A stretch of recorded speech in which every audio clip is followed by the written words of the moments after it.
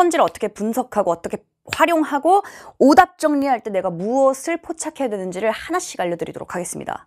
자, 일단 119페이지 위에 한번 적어보자. 1.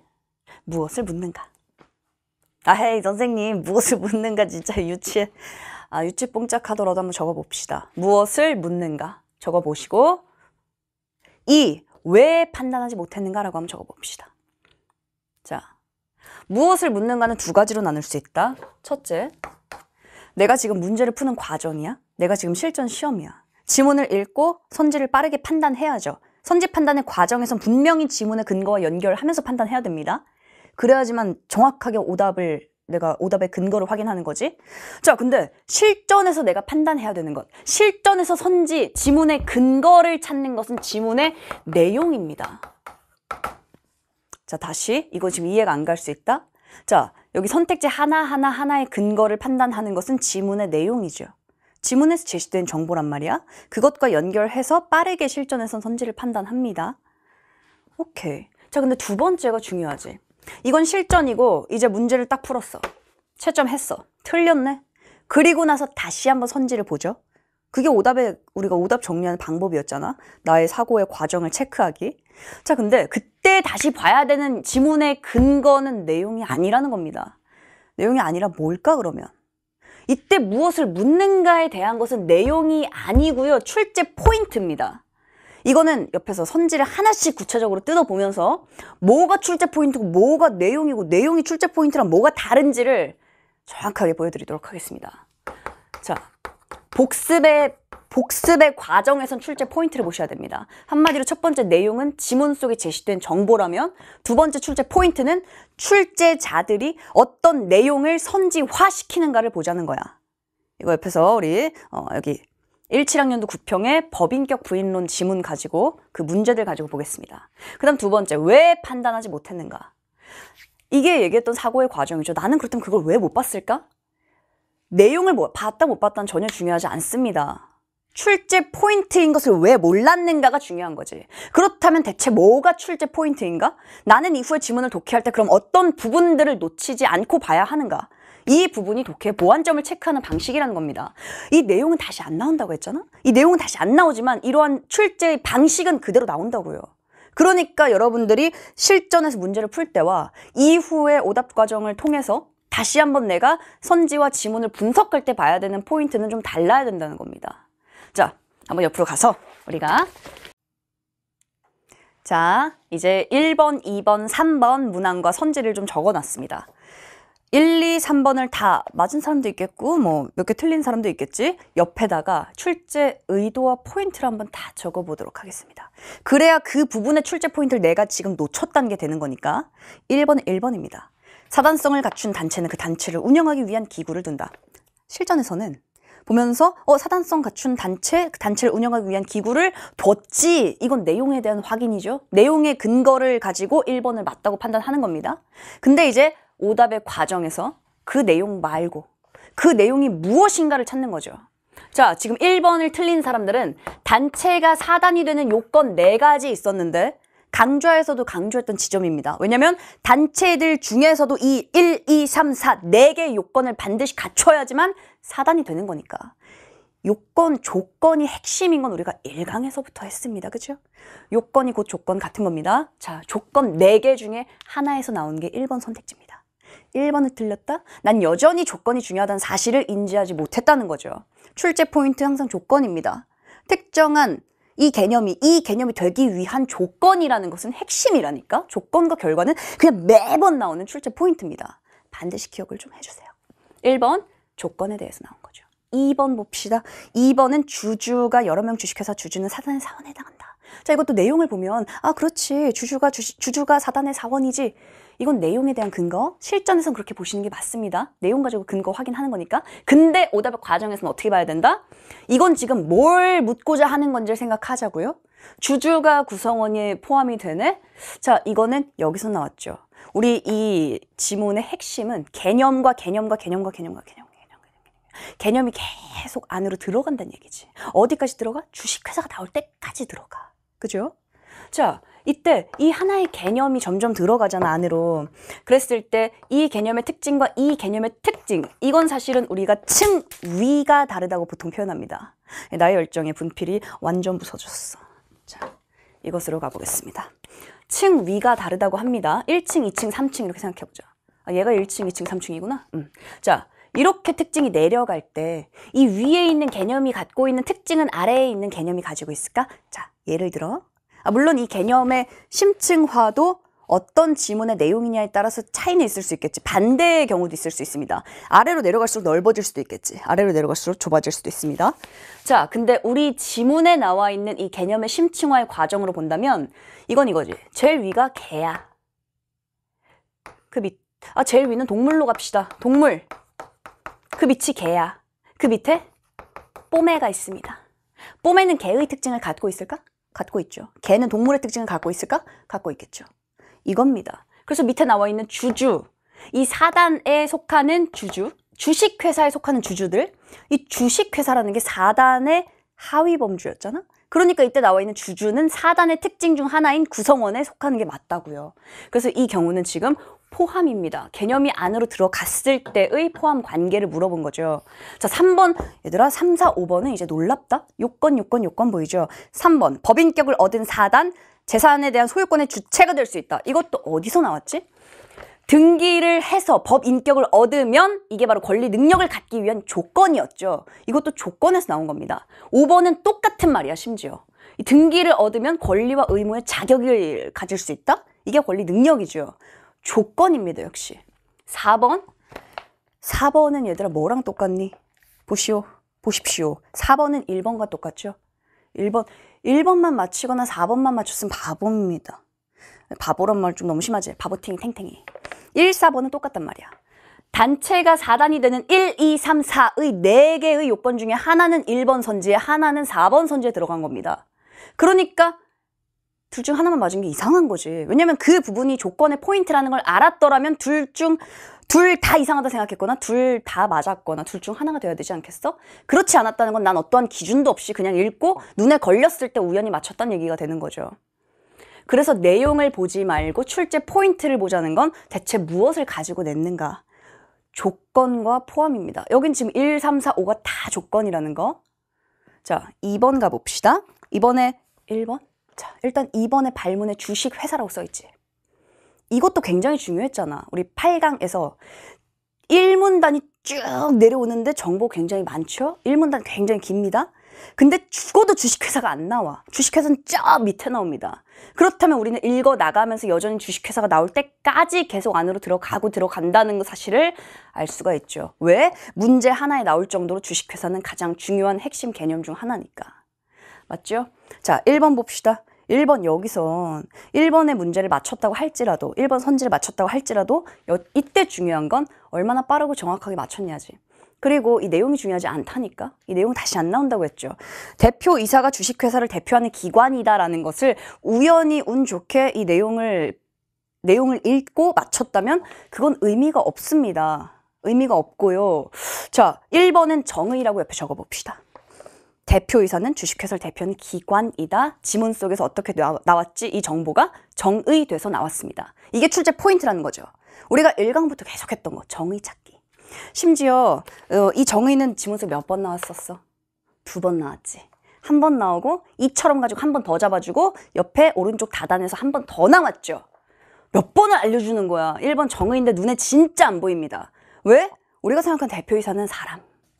뭔가 대표이사 한 번쯤 이런 사람? 기관? 뭔가 너 한 번 기관이 돼. 뭔가 건물이 되라는 것 같기도 하고 뭔가 단체가 되라는 것 같고 이상하잖아.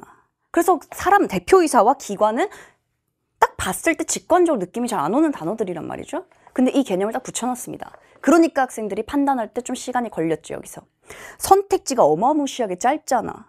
안 그래? 17이면은 지문의 길이도 길고 선지의 길이도 길었던 시기입니다. 그런데 선지의 길이가 굉장히 짧은데 여기서 시간을 잡아먹은 학생들이 많았다는 거. 놓치면 안 되는 포인트 가장 기본 1번 정의입니다. 정의. 자, 이처럼이라는 걸 가지고 정의 잡아줬고 그 이후에 정의 한 번 더 나왔다는 거 잊지 마시고요. 자, 정의하는 방식은 우리 사전 수식 기억하지? 오케이. 자, 2번은 넘어가고요. 3, 4번 봅시다. 3, 4번은 핵심이지, 얘들아. 이것도 본강좌에서 굉장히 강조했습니다. 하지만 짚어줘야 또 확실하게 알지. 자, 3번과 4번에서 또 헷갈렸거나 시간이 걸렸거나 틀렸다. 뭘 놓쳤다고? 기능과 역할을 놓쳤다고요. 기능과 역할이 왜 중요하냐. 선생님, 기능과 역할이 출제 포인트라 볼 수 있습니까? 출제 포인트 맞아, 얘들아? 확실한 출제 포인트 맞지? 생물은, 우리처럼 생물같이 자연 발생적인 이런 우리 인체, 우리 육체 안엔 불필요한 게 있니, 없니? 있지. 지방도 있고, 넝도 있고, 가스도 있고, 많잖아, 불필요한 거. 빼고 싶은 거 많단 말이죠. 근데 법에서 특정한 개념이 나왔네? 이사회, 주주총회라는 게 나왔네? 걔네가 그렇게 불필요하고 빼도 되는 애들이었다면 나오지도 않았다는 얘기 했습니다. 근데 등장했다는 것 자체가 이미 얘네들은 기능과 역할이 있다라는 거죠. 이거 마치 누구의 패턴? 기술의 패턴과 똑같다고 했습니다. 기능과 역할, 이거는 핵심인데 내가 만약 3, 4번을 놓쳤다. 그러면 오답 노트에 뭐라고 적는다? 이후에 나는 특정한 단체나 특정한 개념, 이 개념이 인위적 개념일 때, 만들어진 개념일 때 반드시 기능과 역할을 찾으려 노력해야겠다. 내가 이걸 틀렸다는 건 여전히 기능과 역할이 출제 포인트라는 걸 몰랐구나. 이렇게 접근하셔야 된다는 겁니다. 주주총회는 이런 역할 하네? 이사회는 이런 역할인데 내가 잘못 봤네? 잘못 봤고 제대로 봤고는 안 중요하다고요. 기능과 역할이란 출제 포인트를 내가 알았냐 몰랐냐가 다음번 실전에선 훨씬 더 도움이 될 겁니다. 그게 기준이 될 겁니다. 자, 5번 1인 주식회사 조건입니다. 이거 5번을 보시면요. 이 그대로 조건이죠. 주식회사들 중에서도 1인 주식회사가 되는 조건은 2가지 있었습니다. 잠깐, 여기서 깜짝 퀴즈. 이거는 본강의에서 얘기 안 했던 것 같아. 단체가 사단이 되는 조건도 4가지 있었고 주식회사 이제 1인 주식회사가 되는 조건이 2가지 있었습니다. 이 4가지의 조건과 이 2가지의 조건은 어마어마한 차이가 하나 있는데 뭘까? 한번 생각해봐. 직접 듣고 싶다. 하지만 이제 생각했겠지? 자, 이때 4개의 조건은 그렇지 다 충족이 돼야 되는 조건입니다. 다 있어야 그게 사단이 된다 이런 얘기야. 근데 이때 1인 주식회사가 될 수 있는 조건 2가지는 예이거나 둘 중 하나라는 조건입니다. 그렇다면 이렇게도 생각해 볼 수 있지. 이렇게 조건을 많이 물어보는데 이 조건들 중에서도 조건이 다 충족돼야 되는 조건들도 있고 혹은 조건들 중에 하나만 충족됐을 때 이러한 특정한 결과가 나오는 조건들도 있구나. 그런 것들도 출제 포인트란 얘기입니다. 자, 이제 마지막 3번째. 법인격 부인론입니다. 자, 기억입니다. 기억의 이름은 법인격 부인론이네. 인문이죠. 인문의 가장 큰 핵심 중 또 하나는 뭐냐. 인문의 개념과 인문에 나와 있는 특정한 용어, 인문사회, 우리 문과 쪽, 이과 쪽에 나와 있는 특정한 용어들, 이 용어들 중에 가장 큰 핵심적 차이는 또 인문과 사회 계열에 나온 용어는 함축하고 있는 의미가 꽤 있다는 겁니다. 법인격 부인론, 이미 자기 이름 안에 뭐가 다 들어있지? 법인격을 부인하는 이론이라는 게 다 들어있잖아. 그런 겁니다. 법인격 부인론. 이 단어 자체도 굉장히 중요하고 특히나 법지문에서 론이 왜 중요하다고 했지? 법의 핵심은요. 법전에 있어야 되는 겁니다. 누가 보더라도 잘못했는데 법전에 없네? 법조항으로 없네? 그러면 무죄 때리는 거야. 그래서 명시가 됐냐 안 됐냐는 법에서는 핵심입니다.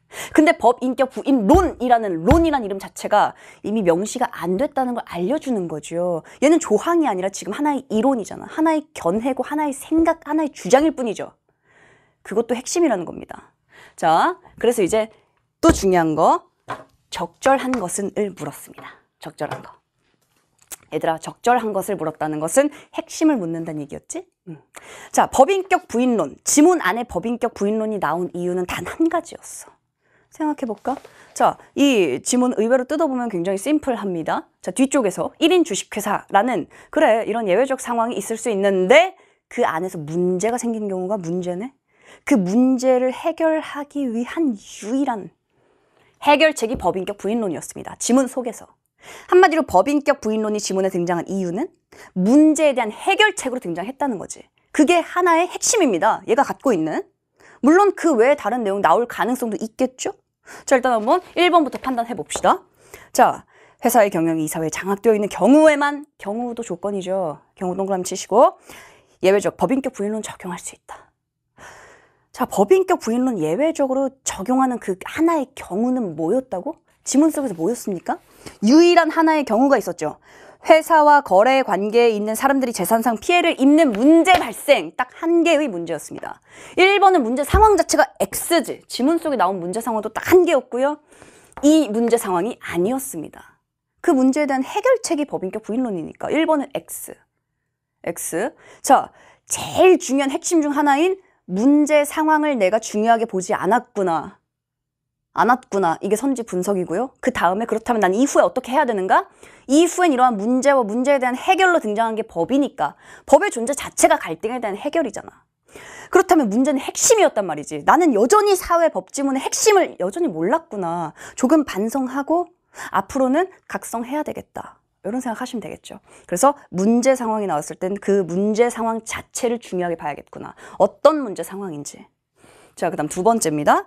이거 뭐 가지고 나온 걸까? 법률 개정, X 치셔야죠. 법률 개정이 아니니까 뭐라고요? 론이라고요. 그죠? 법률 개정했으면 얘는 조항이 됐겠지 뭐. 그지? 법률 개정이 안 됐기 때문에 이 경우도 나는 법률 개정이라는 게 법에서 굉장히 중요한 출제 포인트라는 걸 몰랐구나. 이렇게 생각하시면 되고 앞으로는 아시면 됩니다. 3번. 영구히 X. 우리 1강을 다시 한번 1강을 떠올려 볼까? 자, 1강에서 주제를 막론하고 패턴을 막론하고 출제 포인트가 될 수 있는 것 두 가지 우리 배웠습니다. 시작 단계부터 배웠죠. 첫 번째가 정의였습니다. 아니지. 페이크인데 방금 아니지? 첫 번째 조건과 결과였죠. 두 번째가 바로 얘였습니다. 뭐였니? 대칭 관계에 있는 단어들 잘 보라고 했죠. 대비적 관계가 될 수 있는 단어들, 방향성을 갖고 있는 단어들 보라고 했습니다. 위, 아래, 오른쪽, 왼쪽, 안, 밖. 이런 건 가장 기본적인 것들인데 기출을 통해서만 또 우리가 축적해 나갈 수 있는 대칭 관계에 있는 단어들이 있다니까. 대표적인 거 뭐였어? 생물에서. 분해와 합성이었죠. 분해와 합성도 반대 대칭 관계가 될 수 있구나라는 거 확인했습니다. 그때 몰라도 괜찮다고 했지? 알아가면 된다고 했습니다. 얘들아, 영구히. 일시적이라는, 지문 속에서는 일시적이라 나왔지? 일시적이란 단어가 대칭관계, 방향성이 있는 또 다른 단어가 있다는 것을 몰랐다고 하더라도 오늘 알면 된다고요. 그렇다면 앞으로는 일시적이라는 단어가 나왔을 때 밑줄 칠 거야, 안 칠 거야? 반드시 치셔야겠죠. 왜? 출제 포인트라니까? 주제를 막론하고. 그러니까 일시적이라는 것과 대칭관계에 있는 영구히란 단어가 나왔잖아. 출제 포인트입니다. 그래서 3번을 놓쳤다는 것은 내가 대칭관계 중요하게 안 봤네. 방향성인 단어를 중요하게 안 봤네. 일시적과 영구적도 지금 보니까 이런 관계의 단어가 있었네. 지금부터 아시면 됩니다. 아시겠죠? 하지만 앞으로도 모르면 안 된다는 거지. 이런 것들을 짚고 가지 않으면 앞으로 모른다고요. 또 나와도 모른다니까. 자, 4번. 개인의 권리 능력 부인 X죠. 얘 이름이 법인격 부인론이야. 얘 이름이 개인의 권리 능력과는 다릅니다. 법인격은. 그치? 1문단 핵심이 개인의 권리 능력과 법인격은 다르다 했잖아. X입니다. 얘 이름에서부터 할 수 있고. 5번이 정답이네. 5번의 내용은 우리 세 글자로 바꿔봅시다. 이 5번 선택지의 내용 세 글자로 바꿔봅시다. 문제에 대한 해결책이라고 볼 수 있겠죠. 해결입니다. 그래서 핵심이라고. 법인격 부인론이 지문에 왜 나왔다? 하나의 문제를 해결하기 위해서 나왔다고요. 아시겠습니까? 자, 그래서 1, 2, 3번은 여러분들이 이제 오답 노트, 오답 정리, 사고의 과정을 기록하는 방법들을 알려줬는데 아마 여전히 조금은 애매할 겁니다. 왜냐면 처음엔 당연히 어렵거든. 안 해봤잖아. 그러니까 그냥 선택지 하나씩을 판단하면서 그냥 단순히 이 부분을 몰랐다, 놓쳤다, 지문 속에 이 부분 잘못 봤다. 근데 그거를 이제는 한 단계 좀 더 넘어가셔야 됩니다. 그건 내용에 대한 판단이고 내용은 안 나오죠. 내용 안 나오지만 출제 포인트 나옵니다. 그러니까 이 지문의 근거는 실전에서 내용을 보되 분석할 때는 출제 포인트를 보고 그 출제 포인트를 머릿속에 빡빡하게 넣고 계셔야 돼요. 그래야 다음번에 어떻게 된다? 다음번에 독해할 때 내가 놓쳤던 것들을 다시 놓치지 않는다. 중요한 것들을 내가 중요하게 볼 수 있다. 그 내용들을 선지에서 확실하게 판단할 수 있다. 라는 겁니다.